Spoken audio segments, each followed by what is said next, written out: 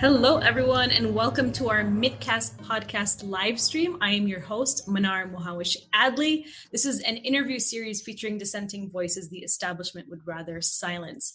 I really appreciate you guys joining us today. If you support this series, which we've been publishing and broadcasting a weekly live stream pretty much every single week, you can support us on our Patreon page and help us with beating social media big tech censorship by sharing this live stream on your pages. Today, we are joined by a very special guest. Many of you may already know her. Her name is Rania Khalek. Rania, thank you so much for joining us today. It's great to be on with you, Manar. Thank you. So you're a journalist for Breakthrough News and co-host of the Unauthorized Disclosure podcast, and you are now living in Lebanon, which is under U.S. sanctions and experiencing an economic crisis. It's an honor to have you here, Rania, with us. I want to talk about Lebanon because I think it's so important to discuss just the ramifications of how U.S. sanctions can truly affect a nation that is on the brink of an economic crisis. I mean, is it on the brink or is it in an economic crisis? Explain it to us. Lebanon has been collapsing economically since 2019. So it just keeps falling and falling, and it hasn't hit the floor yet. And it's going to keep getting worse. And it's pretty bad already. And you mentioned sanctions, and I'm glad you did, because oftentimes the way that the crisis in Lebanon is portrayed is as if it was its own doing, right? It's just a matter of, mismanagement and deep corruption, and, a political elite that just won't let go of power. And these things are true about Lebanon for sure. Lebanon has a very dysfunctional political system, and it is under the control of essentially an oligarchy. The oligarchs are basically the former warlords who fought the civil war back, in 1975 to 1990. But that's not the entire story. What's left out of that very incomplete picture is that Lebanon is also suffering from conditions that have been created in the region by U.S. imperialism. And what I mean by that is, Lebanon is a tiny country that borders Syria, it borders Israel to its south, and then it borders, the Mediterranean Sea. It's a small country of about 6 million people, including a lot of refugees. And its entire economic system was set up by America's allies in the country and blessed by America's allies in the country. It ultimately was this Ponzi scheme economy that was inevitably going to crash. It just took 30 years. And now that it has crashed, Lebanon's in a situation where it's kind of under this sort of unofficial siege. And what I mean by that is, it has Syria on one side that is under U.S. sanctions, under the Caesar Act of the U.S., which actually, it's not just sanctioning Syria, it prevents other countries from doing trade with Syria.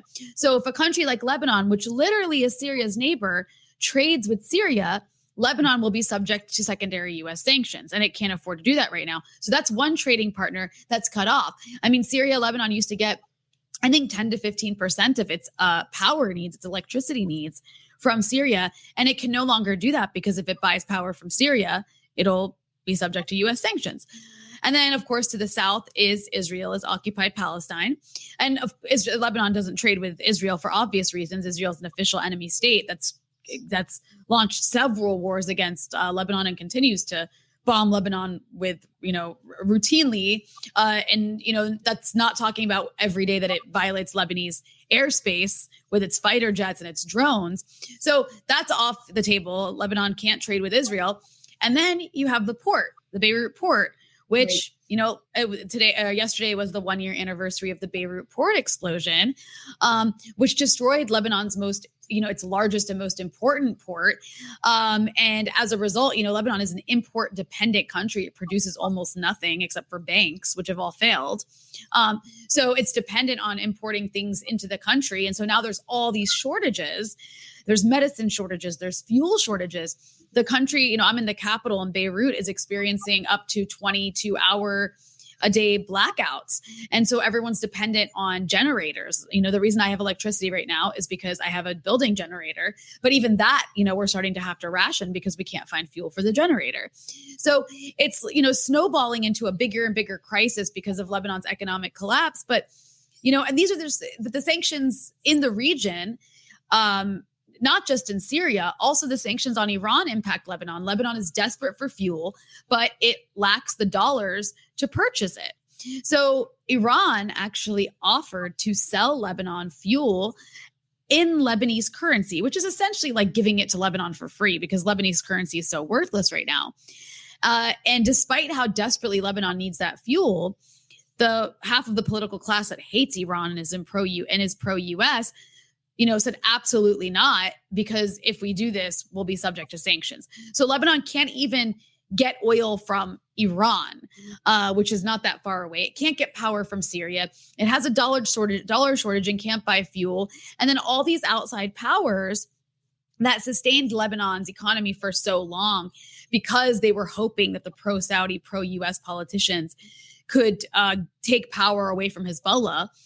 Because that never happened, they're now just kind of letting Lebanon fall because they figure, you know what, it's a lost cause. Hezbollah is going to be in charge. They're going to maintain support and popularity in that country. Just let it fall. And then that's not even to mention, the sanctions that actually are on Lebanon. Lebanon does have sanctions on it, particular individuals. Anything affiliated with Hezbollah is sanctioned, despite the fact that Hezbollah is a political party in Lebanon that is voted democratically into parliament and is a part of Lebanon's majority coalition. The head of the Lebanese party, the Free Patriotic Movement, Gibran Bassil, was recently sanctioned by the Americans. They say it's for corruption, which there probably is corruption involved. He's a rich guy. He's a part of a rich family. His family's benefited from the economic structure in Lebanon, but so is every other political party and all their oligarchs as well. I mean, there's nothing special about this guy that he's more corrupt than, say, Saad Hariri. But he's being sanctioned because his party, the biggest Christian party in Lebanon, is allied with Hezbollah. And that, exactly. So that it always goes back to Hezbollah and trying to weaken Hezbollah. And so sanctions on, even if you don't sanction a country entirely, maybe the way the US has sanctioned Syria, if you sanction people who are in power, you sanction a political party that's in power, you're essentially scaring international investors away from the country. So even before this economic crisis, it was actually difficult to do banking between Western banks and Lebanese banks because of all the scrutiny, because of Hezbollah, and because of US sanctions and just this constant fear. No company wants to be subjected to financial penalties from US sanctions. So if you sanction a few individuals, it actually ultimately does impact the country's ability to attract investors and to just buy things on the international market. So let's talk about the power structure in Lebanon, because I think it's so important. I mean, what you just did is describe kind of this overarching crisis, right, that's taking place in Lebanon. But it's so important for the average American audience to understand the power dynamics, the structure there. The country is really divided in terms of politics and political affiliations. You have the oligarchs, right, who are very much affiliated with, Western imperialism. They're allied with the United States. They're allied with Saudi Arabia. I mean, their politicians are flying back and forth to Saudi Arabia anytime there's a crisis in Lebanon to escape any sort of prosecution, right? Mm-hmm. But then when we hear about Lebanon in crisis in the West, the finger is always pointed to Hezbollah, the political party from the South, right? And so explain to me kind of the power structure and dynamics that's taking play here and who really is at fault for the current economic crisis. So Lebanon is a really complicated place. It's a small country, so you'd think it would be simple, but it's not. The reason is this political structure that was put into place after the Civil War. The Civil War ended in 1991, and when the Civil War ended, what ended them was something called the Taif Accords, which basically distributed power among different sects. The idea was to have representation among all the sects to prevent sectarianism, but of course the opposite ends up happening. So you have the situation in Lebanon where the president has to be a Maronite Christian, the prime minister has to be Sunni, and the speaker of parliament has to be Shia. And so that kind of distribution, that imposed distribution is reinforced throughout every structure in Lebanon, where this person has to be this everyone's allotted something. But what that has done is it's reinforced clientelism in Lebanon, and it's actually reinforced sectarianism in Lebanon. But that's not actually the main problem in Lebanon. I mean, sectarianism in Lebanon is an issue, and having a sectarian system is a problem, but ultimately it's the neoliberal economic order that came with that structure. And that economic order, that Ponzi scheme economy, was architected by two individuals in particular, by a guy called Riyad Salemi, who's been the head of the central bank, and he's been a very close ally of the State Department, and has played a huge role in kind of making sure that U.S. sanctions are imposed and even go further than they need to, but very close to the State Department. And then there's a guy that was called Rafi al-Hariri, who was killed. And now his son has taken over his place as the head of the Future Party, which is essentially a Saudi-backed, U.S.-backed party. And when I say backed, I actually doesn't really describe it well enough. It's a party where literally all of its PR was done by America. All of its PR was paid for by Saudi Arabia. Saad Hariri is a Saudi citizen. Sometimes, I wonder if they're holding his family hostage or something because of how much sway they have over him. They actually kidnapped him a few years ago and forced him to resign as prime minister. But anyways, the Hariri clan, which made a ton of money off of real estate after the Civil War, billions of dollars, and benefited from the system, as well as Riyad Salemi, architected this system, and they continue to benefit from this system, and they continue to be backed and bailed out every time the system almost collapsed by the U.S. government, by Saudi Arabia and their allies for the last 30 years, because they were seen as being necessary to be an alternative to Hezbollah, to be the pro-U.S. bloc. And the system, this is a very neoliberal system in Lebanon where it's, when I say it had the blessing of the West, I mean that this guy, Riyad Salemi, head of the central bank, even as he was doing this so-called financial engineering to keep the Lebanese system afloat, which was constantly dependent on outside deposits coming into the country to keep funding the economy. Literally, commercial banks, depositors' money in commercial banks in Lebanon was being used by the central bank to fund the country's imports, which is actually unheard of. That's not usually how an economy functions. But as a result, the functioning of the country, the ability of the country to import fuel and import medicine and pay for these things in US dollars was dependent on a constant inflow of people depositing their money into commercial banks. And the way they kept this inflow coming in was to offer higher and higher interest rates until it just became too high for people to believe it anymore. But these are the guys who architected this system. And until a few years ago, Riyad Salemi was getting prizes at international banking conferences by international institutions. The World Bank loved him. The IMF loved him. The people at Davos loved him, right? They were like, this man's a magician. Lebanon was able, under his rule of the central bank, was able to withstand the 2008 global financial collapse that the U.S. caused, and it wasn't hurt by it. And so everyone thought he was like a wizard or something. And they were bowing down to him. I mean, he's a guy who comes out of Merrill Lynch. That's where he was working before he came to head the Lebanese central bank.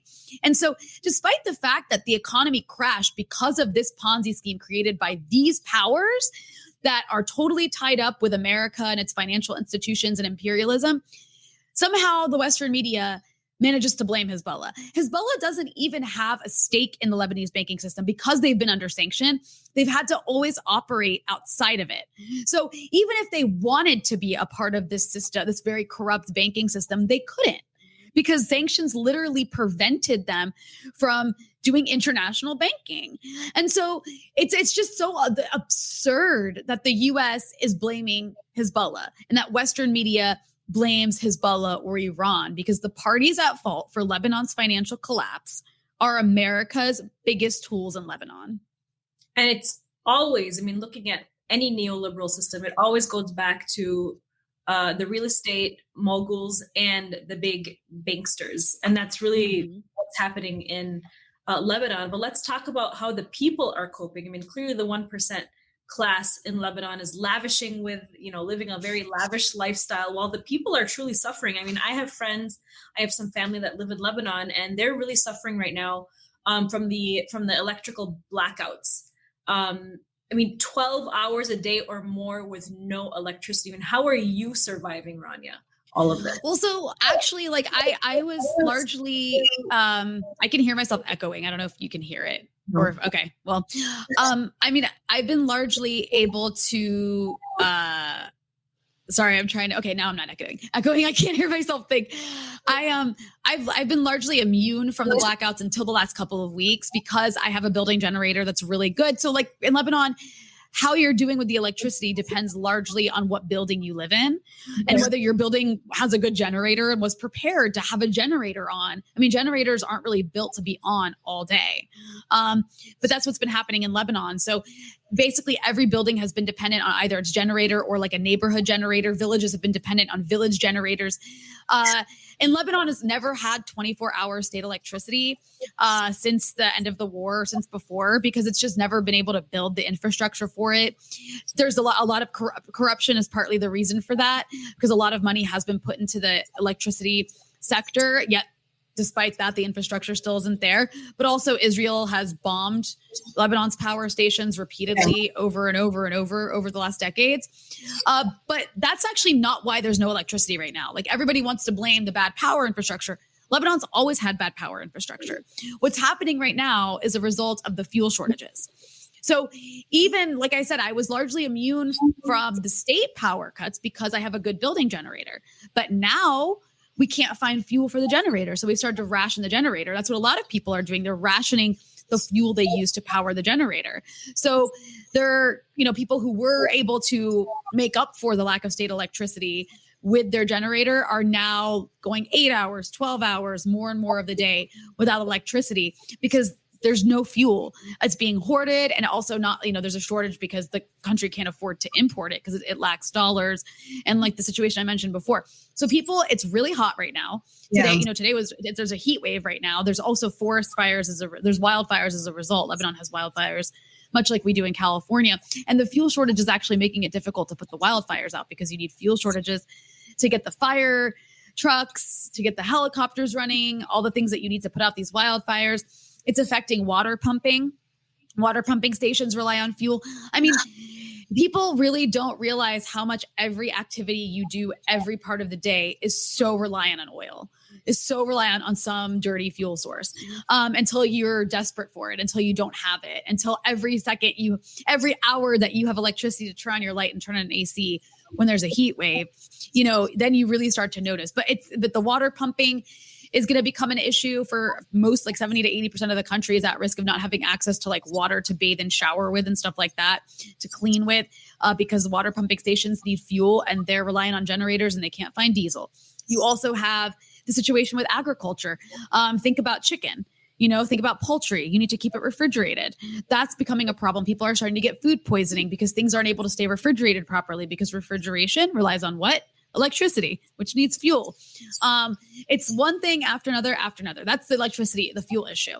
Then there's the issue of medicines, right? The country needs medicines, but it doesn't have dollars to import them. There's hoarding of medications by the pharmaceutical cartel. There's like a cartel for everything in this country. So for the last several months, people can't get blood pressure medications. They can't cholesterol medications. And then those are things you can maybe go without immediate repercussions. Like if you stop taking your blood pressure medication, it's a problem in the long term. It's a very big problem, but you don't see the long-term impact, or you don't see the long-term impacts of it right away. But then there's people who have cancer and they can't get their medicine, right? They rely on medications that keep them alive. There's people who have breathing machines that they can't recharge at their homes because they don't have a generator. They're not getting electricity all day. It's just on and on and on and on. It's really terrible what's happening right now. It's affecting businesses. You can't keep your restaurant open if you can't refrigerate the food. And if you don't have power, who's going to come to your restaurant in the middle of the summer when it's 95 degrees outside and humid outside and you don't have any AC, And our kids going to school, I guess it's summer break, but they're not going to be going to school anytime soon from this crisis, right?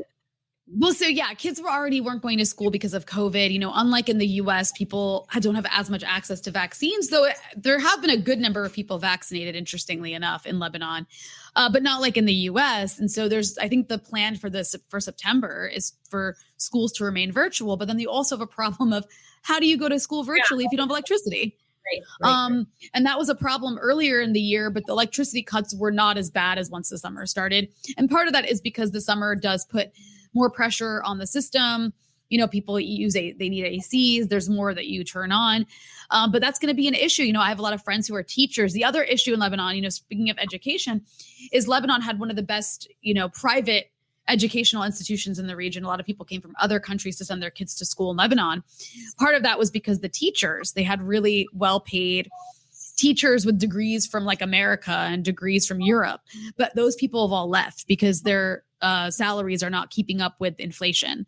So even from the private schools, teachers have been leaving in droves. So the education system is definitely going to suffer from a lack of teachers in this country. I mean, these are the problems that are piling up in Lebanon are going to have consequences for decades to come. It's like going to destroy a generation. Well, and right now people are being forced into their homes where there's no, access to like proper food. There's no access to air conditioning or anything like that. So from my understanding, security forces are attacking people who are getting out on the street to protest these measures. Well, so I actually I don't really have that view of the security forces in Lebanon. Like everybody likes to make a big deal every time the security forces in Lebanon fire a tear gas canister. But maybe this is because I'm American and I've seen what brutal police look like. You just don't have that same thing in Lebanon. Like you just don't. I mean, security forces everywhere act like jerks when there's a protest. But I have to say, people at Lebanon if you did the things that people in Lebanon do to security forces, and I'm talking about throwing punches, throwing rocks, throwing sticks, you'd get shot in the US. So it's not as, you might see a video that goes viral, like look what the Lebanese police did, but it's not as, Lebanon's a difficult place to understand when it comes to protests because there's also so many political parties involved who and they're also fighting each other. So there's every political party has its thugs. Every political party has its thugs. There's already political upheaval on top of what's happening. Right. Crisis. Yeah. So yesterday there was the 1 year anniversary of the port explosion. Yeah. And so people went out to protest and there was people at the parliament. They started throwing sticks and rocks at the security forces at the parliament. And this is the equivalent of imagine what police would do if you did that actually, we know what police would do if you did that to Congress. They might fire at you because we saw that happen. But there was also political parties fighting each other on the street yesterday. There was the Lebanese Forces Party, which is a right-wing, fascistic party that's fully backed by the U.S. It's like a U.S. stooge party. They committed some of the most horrific massacres during the Lebanese Civil War. And yesterday they attacked a group of communists from the Lebanese Communist Party in a neighborhood, in a Lebanese forces dominated neighborhood near the port, near the downtown area, near the port. And they attacked them really viciously and forced them to step on their keffiyehs and curse Hezbollah and curse their own party. And they sent people to the hospital. They fired gunshots. People got shot yesterday with this firefight provoked by the Lebanese forces. So this is happening at the same time as people are protesting over the port explosion. You have other political parties with their thugs on the street throwing rocks at security forces. So Lebanon's a little bit more complicated than just people protesting and security forces were mean to them. There's a lot more happening. And that's why Lebanon is so ripe for co-optation and for interference in protest movements in Lebanon. Every time there's a mass protest movement in Lebanon, the various US-backed groups get involved, the different political parties get involved, and they try and, weaponize it to go their way. And so that's what happened in 2019. And that's why that protest movement largely didn't go anywhere, because it was really hijacked by right-wing political parties in Lebanon against Hezbollah. Within 3 or 4 days, Lebanese forces was making it their protest, but pretending that they weren't Lebanese forces. This always happens. So the same thing is happening with the port blast. The port blast has been completely politicized. It happened, it was a fault of the entire government. It was the fault of an incompetent and criminally negligent, intentionally weak government. Lebanon has an intentionally weak government, so it can stay it can be a weak country. And as a result of that weak governing apparatus, you have that level of incompetence, bureaucratic negligence that led to the port explosion. But somehow the port explosion is, again, they're trying to politicize it against Hezbollah. and trying to politicize it against Hezbollah's allies. And so the blame is not being distributed equally. And there's a lot of people getting off the hook over this, at least in the public, because of the campaign to try to make this about Hezbollah when it's about something that goes beyond Hezbollah. And that's what happened yesterday. I mean, yesterday you had people protesting rightfully because they were angry because there's been no accountability.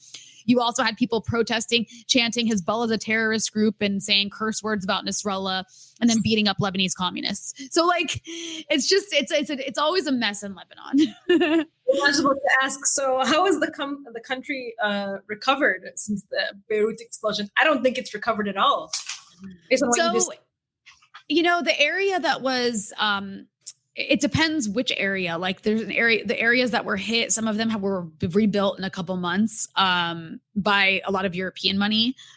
In particular, like there's a neighborhood called Marib Khail in Beirut, which is like right next to the port and was completely destroyed.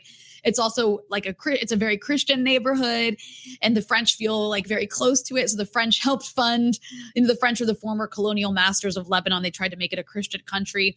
So they have a very close relationship. They feel like responsible for Lebanese Christians. So they rebuilt, their money rebuilt a lot of Marib Khail. Like I remember I left after the port exploded. I came back like 3 or 4 months later, and every single bar and restaurant in Marib Khail was rebuilt like it was brand new.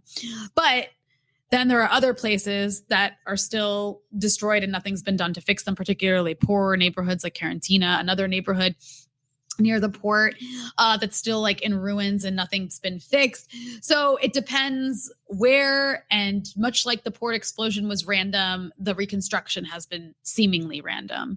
Not everybody's been rebuilt. And of course, most importantly, like nobody's have been held accountable for a completely preventable industrial disaster that killed over 200 people. I mean, there was a bunch of really explosive material just sitting at the port for 6 years. Well, I mean, when the explosion happened, there were so many like theories that were spiraling out of control. What was this blast caused by? So, I mean, there's, of course, because there's always so much interference in Lebanon, and because everything that happens in Lebanon is so politicized, depending on who you ask, they'll have a different theory. Like there's people who, think it was Israel.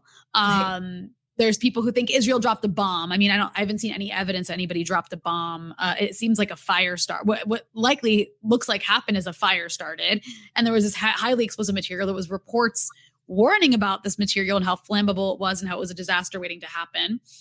There are shady questions there are questions about this that make it shady that haven't been answered. I mean, this like 2,000 some odd tons of ammonium nitrate which is a fertilizer that also can be used to make explosives. It was on this like Russian owned a ship owned by some Russian businessman that was apparently on its way to Mozambique. Right? That sounds shady. Like what was happening there? Why did it get stopped in Lebanon?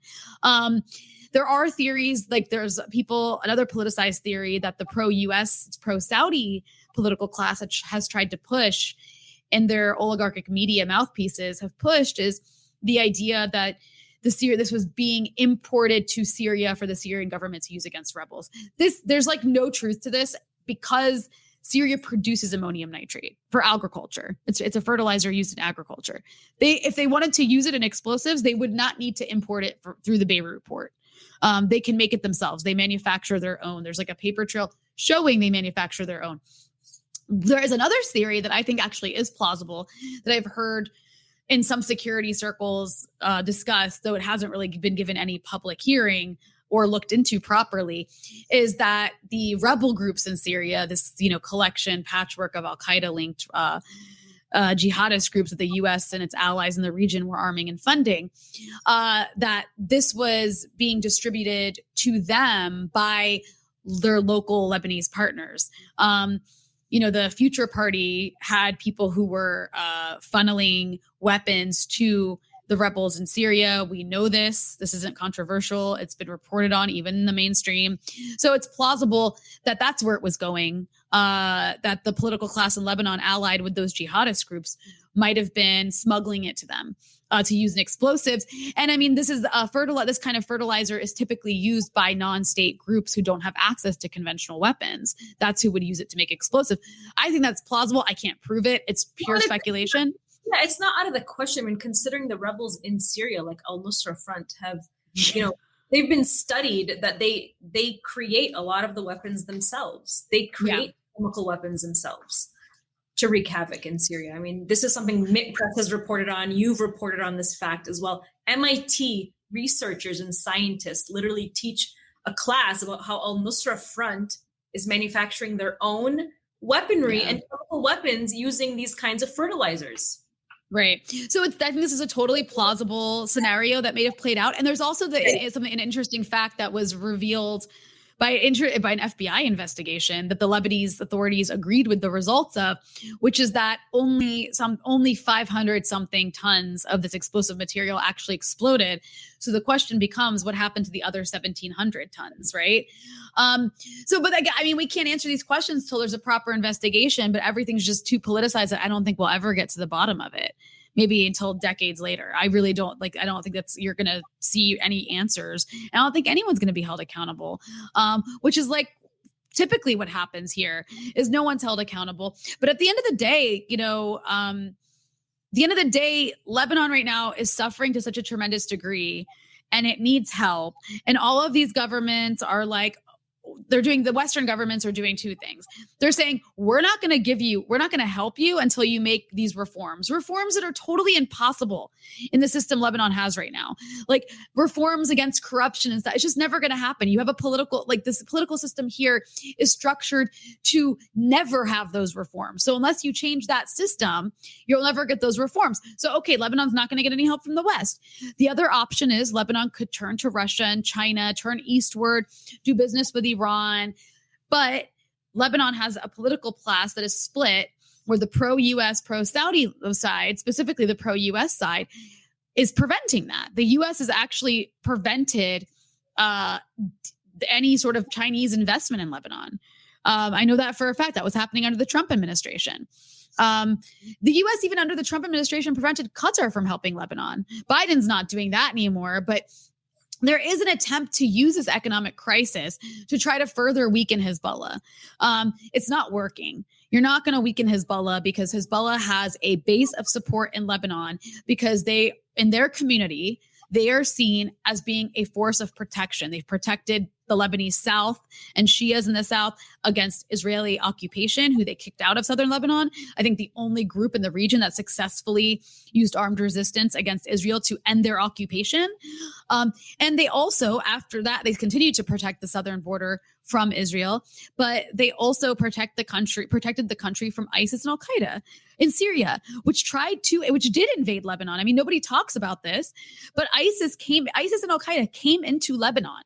And the only reason they did not successfully take over areas of Lebanon the way they took over areas of Syria is because of Hezbollah. And of course, the Lebanese army helped, but let's be real here.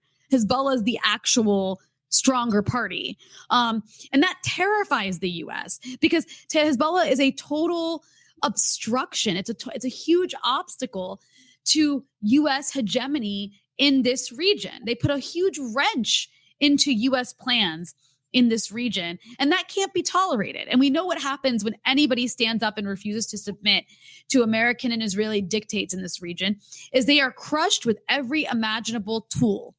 And right now, the tool that's being used against them is an economic one, just like the same tools being used against Syria, just like that same economic tool of financial terrorism is being used against Iran. And ISIS for so long, when they were united with Al-Nusra Front and other jihadi groups, when they were operating in Iraq under one umbrella to create the caliphate, across the Middle East, I mean, they had announced from the very beginning that their target was to get to Hezbollah. And so this obviously fulfills Israeli and U.S. interests in the region. And so that's why Hezbollah has been punished so severely when it got involved in the war in Syria, because it got involved not just to help Syria, with this invasion by these jihadi groups, but to also prevent them from entering Lebanon, because that's where they were headed towards. They made it very, very clear that their main enemy was Hezbollah. It was. Minar, it's the same reason. It's the same reason Iran got involved in Syria. I mean, of course, Syria is their ally, and that's one aspect of it. But it's the main reason Iran got involved in Syria because this was an existential threat to their own national security. And Hezbollah, as much as everyone wants to think Hezbollah is some proxy of Iran, Hezbollah is a Lebanese group with Lebanese domestic concerns, and it views itself as protecting Lebanon's territorial integrity and Lebanon's national security. So you're exactly right.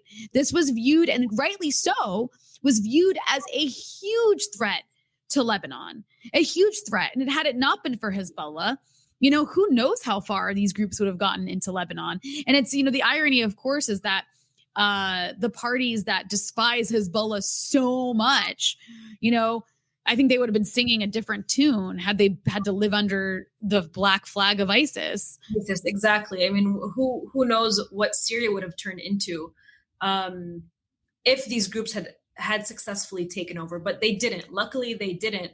And sovereignty in Syria, a little bit of sovereignty was restored. But I want to just wrap up about Lebanon very quickly. You mentioned this at the very beginning about how, I forgot his name, the guy heading the central bank in Lebanon. Riyad Salemi. So Riyad Salemi, when he is like this dream guy for the IMF and the World Bank. How does this economic crisis benefit the IMF and the World Bank? Interestingly enough, this isn't your typical third world country in debt kind of economic crisis where they're coming in to try to privatize everything, right? Because there's not much left to privatize or to vulture off of. Lebanon was such a paradise for the international capitalist class. It's like just a starved corpse at this point. There's nothing left to take from. It's purely political. So it's not so much that the IMF and World Bank have anything to benefit off of so much as it's like an American imperialism kind of situation where America and Israel and their ally, Saudi Arabia, can try to benefit off of this economic collapse of Lebanon. That said, they don't want Lebanon to collapse completely because they also recognize that if Lebanon had a full-on collapse, Hezbollah would just be in charge of the country because they'd be the only people able to impose any sort of order. So they're kind of keeping Lebanon on life support, if that makes sense. Yeah, it's like on the brink, but not totally collapsed, because when it's on the brink, people can continue to fight each other too, which is what you also described, is that there's a lot of, sectarianism is growing, political parties are fighting each other rather than pointing their fingers at the right groups who are actually creating the crisis in the first place. So let's talk about Syria. Syria is a victim of major U.S. economic sanctions. I mean, Syria has been the victim of a brutal proxy war by countries like Turkey, Qatar, Israel, Saudi Arabia, who've been arming, and the United States, of course, from the Pentagon to the State Department, arming these jihadi groups, these so-called, moderate rebels, who have destroyed the country, who have pushed sectarianism.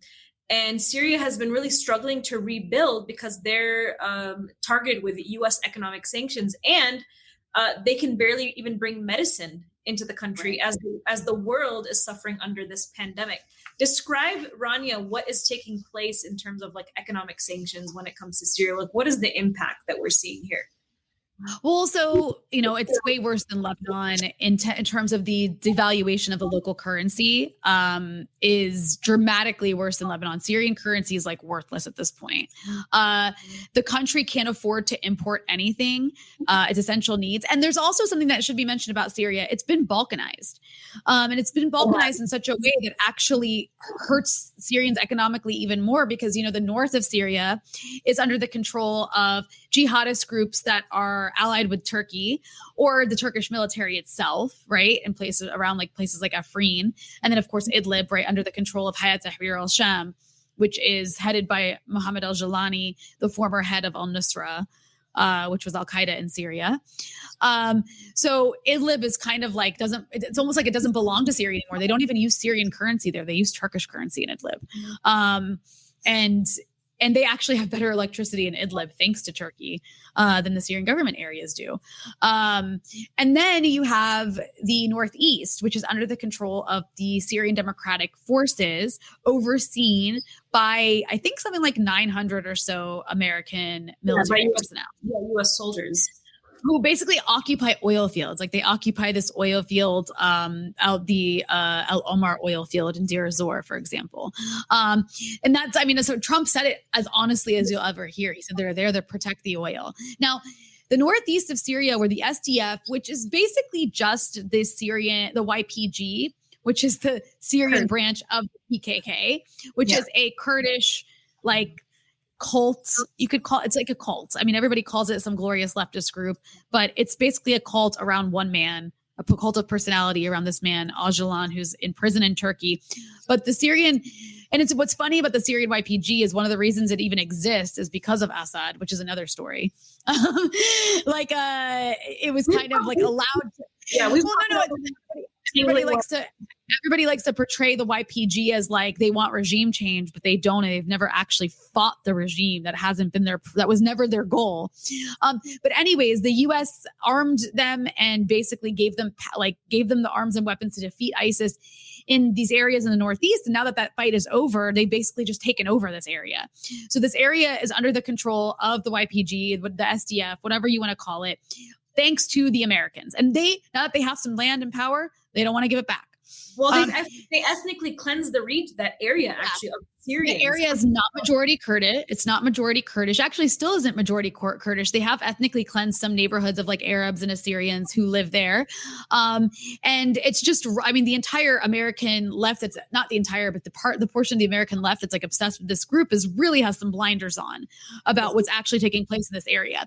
But more importantly, the land that they have in the Northeast is Syria's most fertile land. It is where 70% of Syria's wheat is grown in this area under the control of the SDF and the Americans. It's also the area where all the oil fields are. So Syria, at a time of economic destruction from U.S. sanctions that have made it impossible to import fuel or to import anything, and have also devalued the currency, making it even more difficult to buy things on the international market, even if you can get around sanctions, is now being denied its own oil and its own wheat and has to buy it back from the SDF.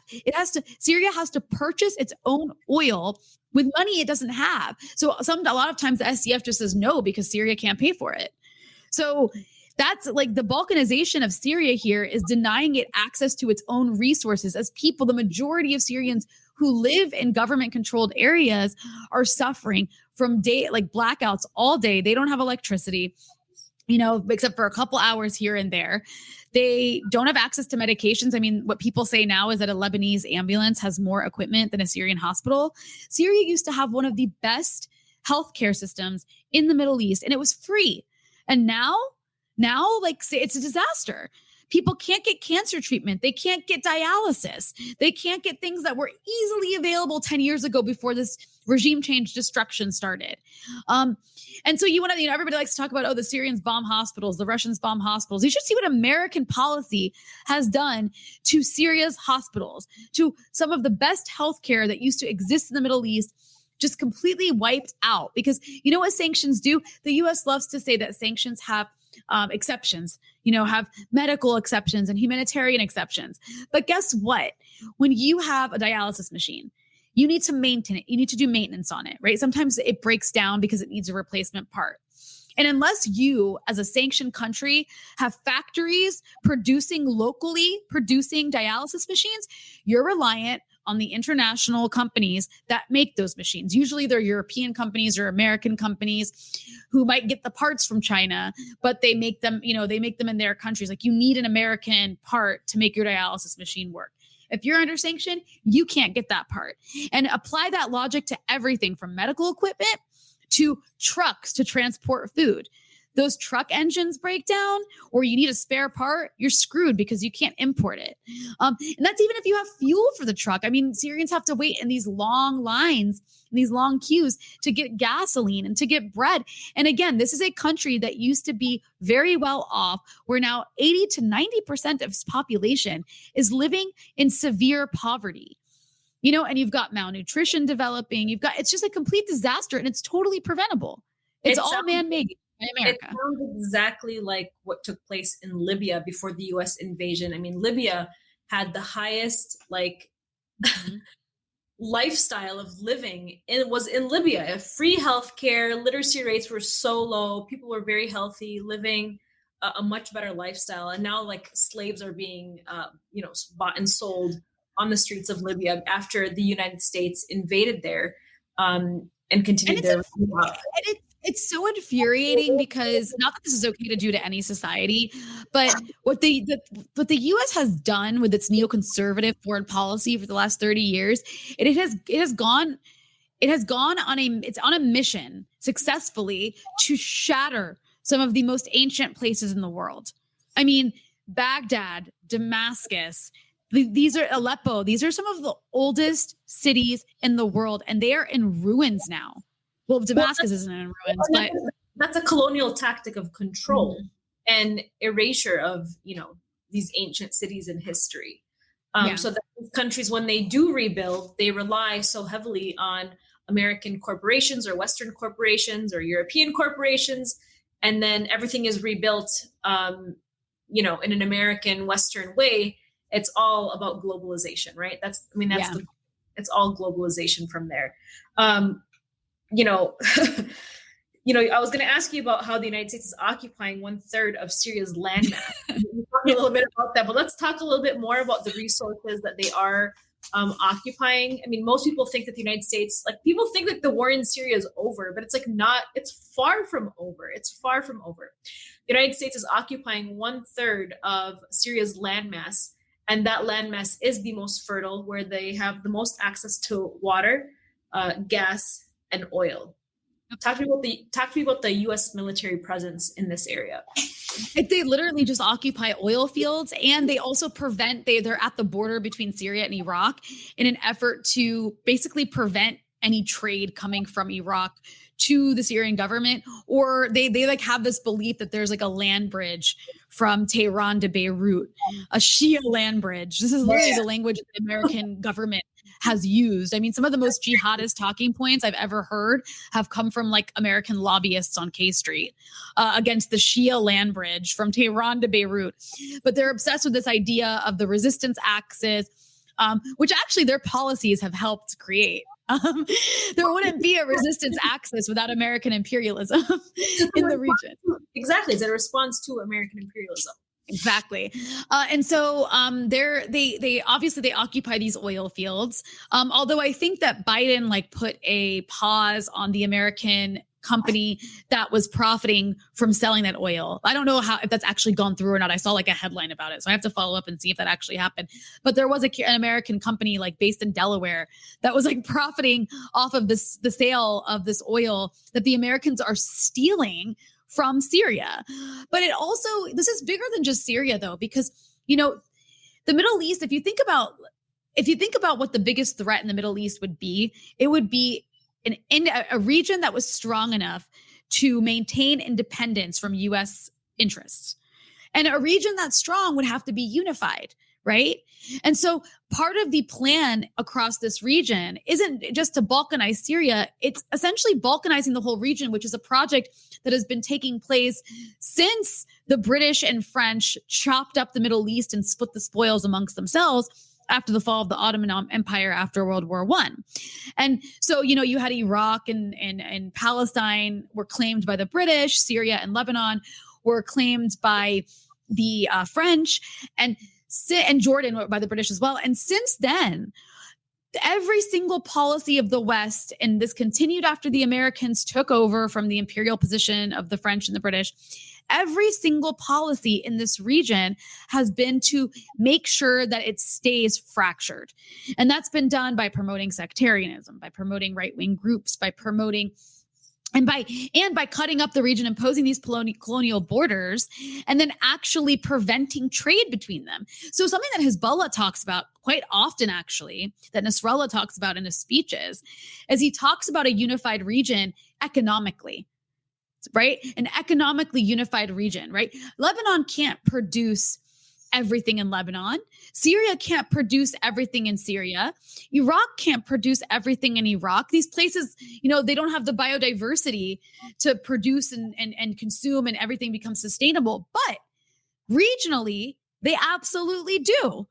Iraq has a lot of agriculture. Syria has a lot of factories and a lot of people who are like workers. Lebanon has ports, right? It has access to the Mediterranean Sea. If you added these together, you could have an economically viable, sustainable region that didn't have to depend on importing from Europe and importing from America and these international financial institutions for their own basic survival. Iraq has oil, for God's sakes, right? So a lot of the policies in place, and this brings you back to Syria. You asked about Syria. Well, the U.S. military has personnel also stationed at the border between Iraq and Syria, and that does prevent trade.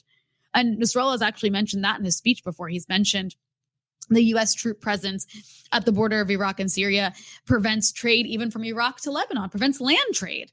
I mean, right now, it's not just the U.S. military presence, it's also the sanctions. Right now, Lebanon is in desperate need of fuel. Well, Egypt and Jordan have offered to send Lebanon natural gas and other forms of fuel for its electricity, to provide electricity, right?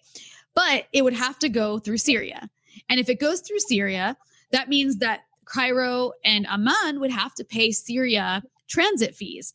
But this is where we got into an obstacle, right? Because transit fees to the Syrian government would be in violation of the U.S. Caesar Act.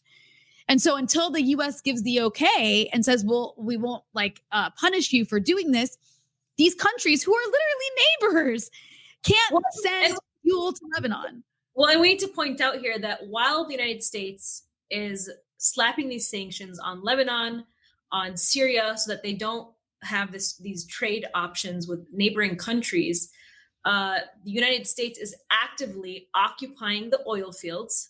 And Israel is actively arming groups like the SDF. They're actively arming groups in Iraq as well with the Kurds, and getting oil from those groups. Mm-hmm. And so while Lebanon and Syria are suffering and Iran is suffering from these sanctions, Israel and the United States are continuing to plunder these nations of their resources. Did I get that right, Rania? Yes, you got that perfectly right. I couldn't have said it better. So in terms of Israel, let's talk about Israel, because they are one of the biggest beneficiaries of these oil fields that are being occupied. And Turkey, of course. We didn't really talk about Turkey a lot, but Turkey is as well. But I want to talk about Israel more. Israel is one of the biggest beneficiaries of the Kurds occupying oil fields in Iraq and then also in Syria. So, and then Israel also has been recently hitting Syria with airstrikes and drone strikes. So what is Israel's role in this current crisis that we're talking about here? I mean, Israel is so in so many ways, Israel's at the center of a lot of it, because Israel's this arm of American imperialism in the region. It's America's police in the region. And that's its purpose as the settler colonial entity, to be like America's guard dog, if you will. Right. And so Israel in Syria is, sometimes you can't. Israelis and Americans don't understand things as well as they think they do. They think Iran is everywhere in Syria. So they think that when they're hitting Syria, they think that they're weakening Iran. They're obsessed with, especially Israel. Israel's obsessed with the idea that Iran, and they just see Hezbollah as an extension of Iran. That Iran and through Hezbollah is getting strong in Israel to one day attack Israel. So he's getting strong in Syria to one day attack Israel. So Israel regularly bombs Syria. Regularly.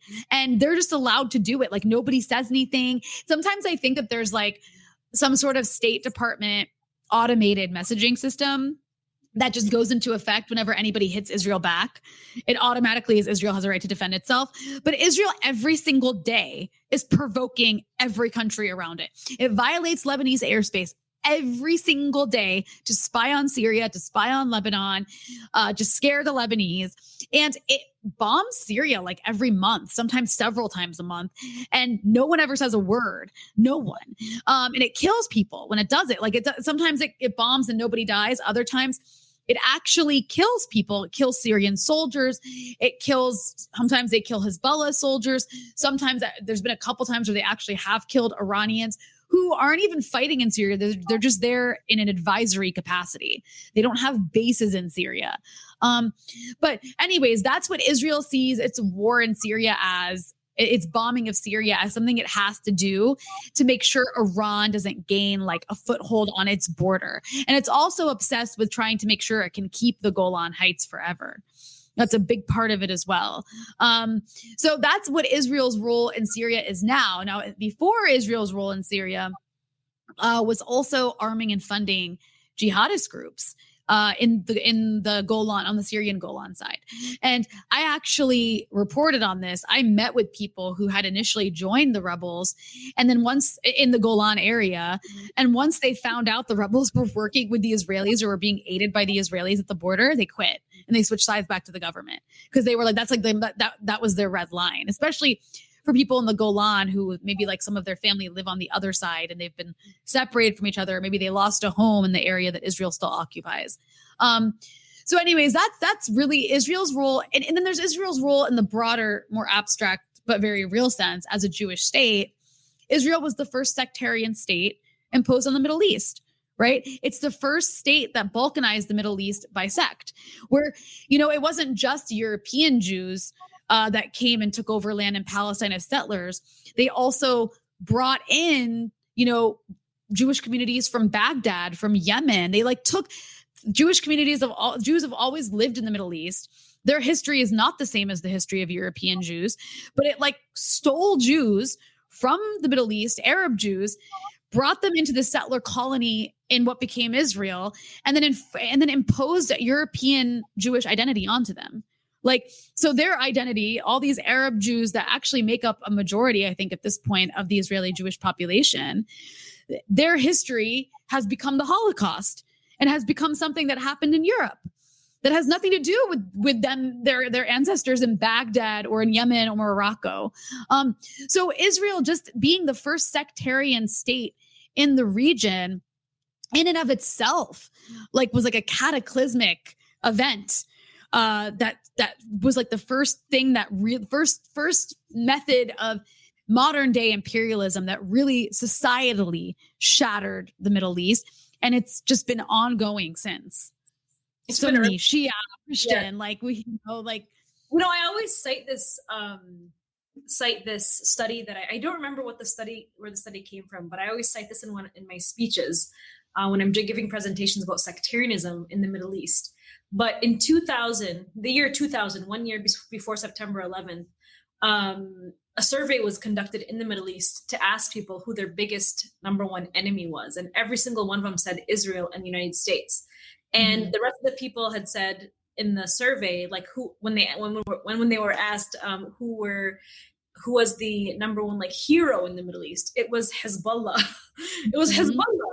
And so the way forward since that study took place, when after 9/11, which became basically a launching pad for a US invasion into Iraq, then into Afghanistan, then into Iraq, sectarianism really was used as a tool to completely divide and conquer the Middle East region and to promote this balkanization that you very brilliantly described.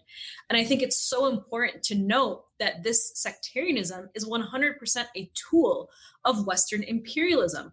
You cannot look at the region without truly understanding this concept and understand how divide and conquer is utilized to balkanize the Middle East.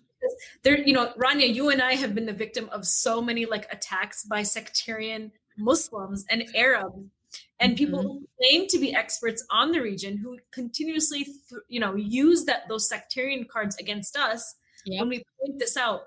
But really, they're actually being used as tools to promote that sectarian narrative. Exactly. Has it gotten better? I remember 6-7 years ago, you and I were constantly being attacked. Yeah. That was rough. I would say that there's definitely, it's lessened in the sense that, you mentioned Hezbollah. There was there was that poll you're talking about. Hezbollah was Nasrallah was one of the most popular figures across the region, even in Egypt, which is a very Sunni country. Countries that the Like quote. it's the first time that somebody has had that, I think, much popularity. And it was after the war in 2006 because Hezbollah pushed Israel out again of Lebanon successfully. And that made Nasrallah very popular. And that was very scary for the Americans. And one way they went about destroying that cross-sect popularity is they actually embarked in collusion with the Saudi intelligence chief at the time, Prince Bandar, and Dick Cheney. This was their brainchild. They embarked on a regional strategy of basically pushing anti-Shia sectarianism, pushing Wahhabi ideology, like in media. And there was actually a dramatic shift even in Al Jazeera. Al Jazeera Arabic went from being almost like a kind of resurrection of this pan-Arabism to becoming like genocidally sectarian against non-Sunnis. And we're promoting a lot of the jihadist groups. Yeah, like, I mean, Qatar funded al-Nusra. Like they literally funded al-Nusra. I mean, Joe Biden said it. Okay, like everybody know that it's true. They funded al-Nusra. So, you know, it was a strategy that was deployed, and, you know, it started in Iraq, but nobody really noticed it. It was kind of isolated to Iraq in a way, because Iraq, what was happening in Iraq was happening in Iraq. It didn't impact people's views of the war in 2006, even though it was like the height of the civil war in Iraq, between Sunnis and Shias, and like the rise of Al-Qaeda in Iraq and bombing Shia mosques, and all that Wahhabi stuff was on the rise in Iraq and being funded by Saudi Arabia. And that was having devastating impact in Iraq, but it was in Iraq, right? You didn't see that start to happen in Lebanon until 2008. Until after this policy of really using the media to ratchet and political puppets to ratchet up anti-Shia hate, to connect. I mean, it was really a campaign against Iran. It was a way to get people in the region to hate Iran and hate Hezbollah. Is you campaign hard against the Shias, and the best ideology to do that is the ideology that hates Shias the most, which is Salafi Wahhabism.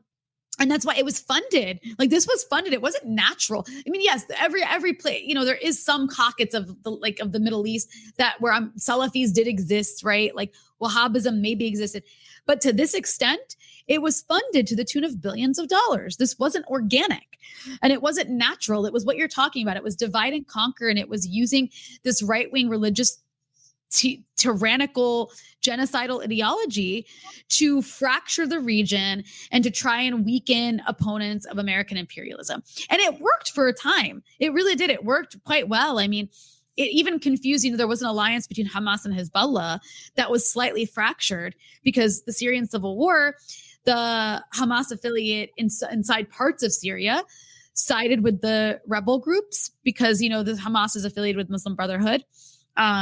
And I guess in this case that trumped, you know, the axis of resistance. And they actually they taught the jihadi rebel groups how to build tunnels, which they learned from Hezbollah, who interestingly enough learned it from the North Vietnamese, but that's another story. But anyways, they taught the rebel groups how to build tunnels, and that was seen as a huge betrayal, especially by the political leadership of Hamas. And it also, for several years, was a distraction from the cause of Palestine. But I think something very interesting that happened this year was with this recent war on Gaza and this kind of like uprising across the region of Palestinians, both inside 48 Palestine, in the West Bank, in Gaza, as well as Palestinian refugees across the region in this really unified way we hadn't seen in a long time. I think that this really was the sort of like death of the U.S. strategy to use this Salafi Wahhabi ideology to break the resistance axis, because it reminded everybody of who the enemy is. Because this was after the normalization deals, right? Normalization with the UAE and Bahrain and Israel, countries that were never at war, but somehow, you know, made peace with Israel, a country they never at war with. And, you know, the sort of like unofficial normalization between Saudi Arabia and Israel. This was supposed to lead to a better situation for Palestine, but the opposite happened. And it really like showed the reality of what's happening. I mean, this was the first time in a long time my Iraqi friends were obsessing over what was happening in Palestine, because usually they don't really care anymore. They have their own issues to deal with. It was the first time I noticed it too, where everybody came together and people united across all political fronts and were like, you know, what Israel is doing to the Palestinians is wrong. It was like a reminder. It was like all of a sudden People weren't talking about Syria anymore. People weren't talking about Yep. what was happening in Lebanon anymore, or even Yemen. All eyes were on Palestine. All eyes were on Exactly. And I think that was a really powerful moment because it just shows that despite all the money and all the weapons and all the jihadi groups, and I mean, it's definitely devastated the region. I'm not trying to paint a rosy picture, but despite all that, people aren't stupid and they still recognize that Israel is an arm of the Americans and is a destructive force in the region, and they won't accept it. Their stupid, tyrannical governments can accept it all they want and play friends. And, the UAE, the fake country, these fake Gulf countries that like weren't even countries that mattered until they happened to strike oil. Right? Like, they can all, I mean, like and it was the first time, you even saw with Jordan. I mean, it was the first time I saw the Jordanian government actually allow citizens to break the barrier to the West Bank. That's what happened. I mean, I really think that this was a turning point. So I think that like it was really the death knell of this US strategy to try to use sectarianism to rupture the central issue in the region, which remains Palestine. It absolutely, absolutely is. And I think and because Palestine is the issue for Arabs in the region, sectarianism will continue to be used to divide the Middle East. It's going to continue to be used as a tool, but as you just said, I agree with you. I think that tool is being weakened by resistance in the region and by just people's hearts when they see the victims of Israeli occupation and apartheid and just the victims of these Israeli airstrikes in Gaza. I mean, completely devastating imagery coming out of Gaza. Until this day, I mean, over 30,000 people were left homeless. Over 200 people died, including over 70 children in Gaza. Israel is losing the information war, which is why Israel is at the forefront of the censorship campaign and misinformation campaign with social media tech giants like Facebook, and why Israeli censors are sitting on the boards of like Facebook free speech courts, or why the ADL, the Anti-Defamation League, we all love the ADL, right? The ADL is partnering up with social media giants and YouTube. That's why they're going so hard against independent media and independent journalism, and so hard against, smearing alternative journalists like yourself, Rania. It's because we are winning the information war. And so the only way that they know how to do things is by censoring. It's through a very, very hawkish approach. But Rania, thank you so much for joining us today. I mean, it was such a rich conversation. I'm sure so many people learned so much from you. Tell people where they can find your work. You can find my work at Breakthrough News. You can follow us on Breakthrough News on YouTube. And then of course you can follow me on Twitter at Rania Khalek. And you can also I post most of my stuff on my website, raniakhalek.com. And Manar, I want to thank you too. It was so nice to like chat with you about this stuff. I miss you, Rania. I miss you too. I really do. Thank you. It's been so good talking to you, and we'll catch up too on a personal level. But I just want to let everybody know, please follow Rania and her work at Breakthrough News. She's an incredible, very important journalist to follow. And for all of those who have watched this live stream and enjoyed it, please consider becoming a Patreon member on our Patreon page and share this where you can to help us beat social media algorithms. And one last thing I just want to say to remind everybody that this live stream will be available on our YouTube channel as soon as it's down. As soon as we go offline, and then also available as an audio podcast within the next 24 hours under Mintcast. And we'll post all of these links in under the live stream. But thank you so much, everybody, for joining us. And thank you, Rania. Thank you, Manar.